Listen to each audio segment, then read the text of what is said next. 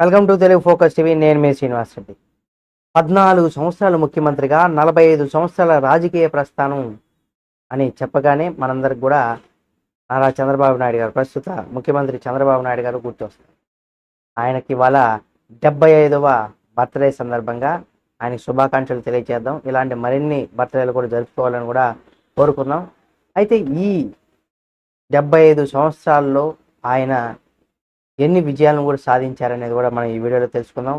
మీరు చంద్రబాబు నాయుడు గారి అభిమానులు అయితే తప్పనిసరిగా ఆయనకి బర్త్డే విశేష కామెంట్ రూపంలో తెలియచేయండి. మరిన్ని వీడియోలని కూడా మేము ముందుకు తీసుకొస్తుంది మన తెలుగు ఫోకస్ టీవీ ఛానల్. కాబట్టి సబ్స్క్రైబ్ చేసుకుని పక్కనే ఉన్న బెల్ బటన్ ఒకటి మాత్రం మర్చిపోకండి.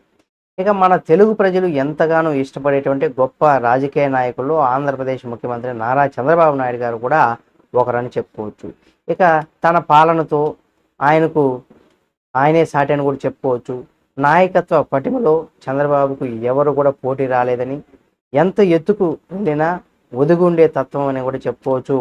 ఆయనకి సొంత 2 తెలుగు రాష్ట్రాలు కావచ్చు, 2 తెలుగు రాష్ట్రాల ప్రజలు కావచ్చు, వాళ్ళ యొక్క ప్రయోజనాలు, అవసరమైనటువంటి విజన్ అనేది కూడా చంద్రబాబు నాయుడు గారికి సొంతం అని కూడా చెప్పుకోవచ్చు.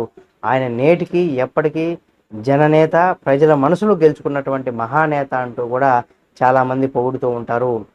ఇవాళ అంటే ఏప్రిల్ 20వ తేదీ అనగా ఆంధ్రప్రదేశ్ ప్రస్తుత ముఖ్యమంత్రి టీడీపీ అధినేత నారా చంద్రబాబు నాయుడు గారు 75వ పుట్టినరోజు సందర్భంగా ఆయన జీవితంలో జరిగినటువంటి కీలకమైనటువంటి ఘట్టాలు ఏంటి అనేది కూడా ఈ వీడియోలో మనం పూర్తిగా చూస్తే మీకు అర్థమైపోతుంది.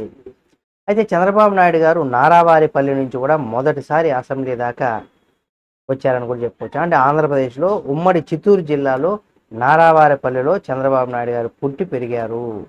ఇక ఆయన చంద్రగిరిలోనే ప్రభుత్వ పాఠశాలలో చదువును కూడా పూర్తి చేశారు. ఆ తర్వాత చంద్రబాబు నాయుడు గారి తండ్రి ఖర్జూరా నాయుడు ఒక సాధారణమైనటువంటి రైతు. చిన్నతనం నుంచి కూడా చంద్రబాబు నాయుడు లెక్చరర్, అలాగే ఐఏఎస్ లేదా బిజినెస్ మ్యాన్, ఈ మూడింట్లో ఏదో ఒకటి కావాలని కూడా ఎన్నో కలలు కన్నారు. ఇక నారావారిపల్లిలో అంటే గ్రామ పెద్దల్లో చంద్రబాబు నాయుడు గారి తండ్రి ఖర్జూర్ నాయుడు గారు ఒకరని కూడా చెప్పుకోవచ్చు. అలా తండ్రి ప్రభావంతో చంద్రబాబు నాయుడు గారు ఒక నాయకత్వపు లక్షణాలు కూడా పుట్టుకొచ్చాయని కూడా చెప్పుకోవచ్చు. అంతేకాకుండా తిరుపతిలోని శ్రీ వెంకటేశ్వర ఆర్ట్స్ కాలేజీలో కూడా డిగ్రీ చదివే సమయంలోనే విద్యార్థి సంఘ నాయకుడిగా కూడా చంద్రబాబు నాయుడు గారు గెలిచారు. అలాగే నారావారిపల్లి నుంచి కూడా పీజీ చేసినటువంటి రెండో వ్యక్తిగా కూడా ఉండడం ఇక్కడ చంద్రబాబు నాయుడు గారికి సొంతమైన కూడా చెప్పుకోవచ్చు. అంతేకాకుండా రాజకీయాల్లో వెళ్ళే ప్రజలకు కూడా సమాజాన్ని నుంచి కూడా మంచి చేయొచ్చని, అంటే రాజకీయాల్లోకి వెళ్తే సమాజంలో ఉన్నటువంటి ప్రజలందరూ కూడా మంచి చేయొచ్చని కూడా యూనివర్సిటీలో చేరాకే చంద్రబాబు నాయుడు గారికి తెలిసింది. ఎన్టీఆర్, నాగేశ్వరరావు సినిమాలను చంద్రబాబు నాయుడు ఎంతగానో చూసేవారు. అంతేకాకుండా వాలీబాల్, ఫుట్బాల్ అంటే కూడా చంద్రబాబు నాయుడు గారికి ఇష్టమైనటువంటి గేమ్స్. అలాగే చంద్రబాబు నాయుడు ఆర్థిక శాస్త్రంలో కూడా పీజీ చేశారు. అదే యూనివర్సిటీలో రీసెర్చ్ స్కాలర్గా కూడా పనిచేశారు. అలాగే అక్కడ లెక్చరర్గా అవకాశం వస్తే దాన్ని నో చెప్పేశారు. అలాగే 1978లో ఎన్నికల్లో కూడా ఇందిరా కాంగ్రెస్ తరపున చంద్రబాబు నాయుడు గారు చంద్రగిరి అసెంబ్లీ సీటు కూడా వచ్చింది. ఆ సమయంలో చంద్రబాబు నాయుడు చేతిలో డబ్బులు లేవు.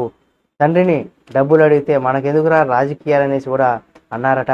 కానీ చివరకు చంద్రబాబు నాయుడు గారు తన తండ్రి ₹1,00,000 ఇచ్చారు.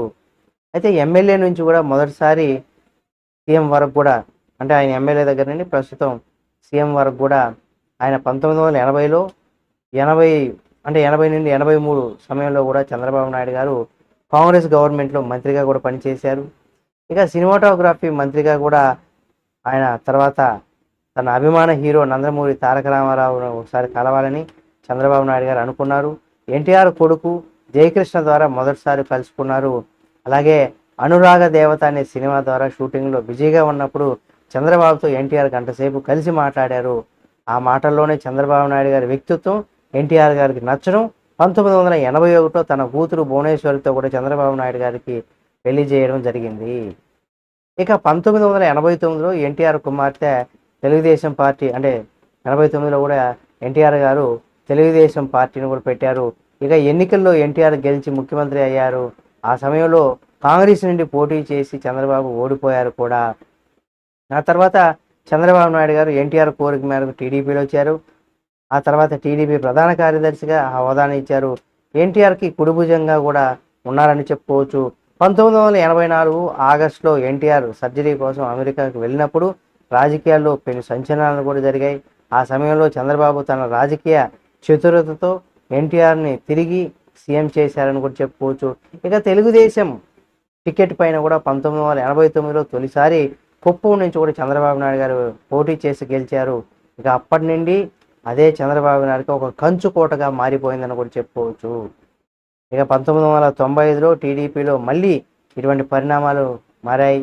ఆ తర్వాత ఏడాదిలో కూడా సెప్టెంబర్ 1వ తేదీ మొదటిసారిగా ఉమ్మడి ఆంధ్రప్రదేశ్ సీఎంగా కూడా చంద్రబాబు నాయుడు గారు బాధ్యతలు అయితే చేపట్టారు.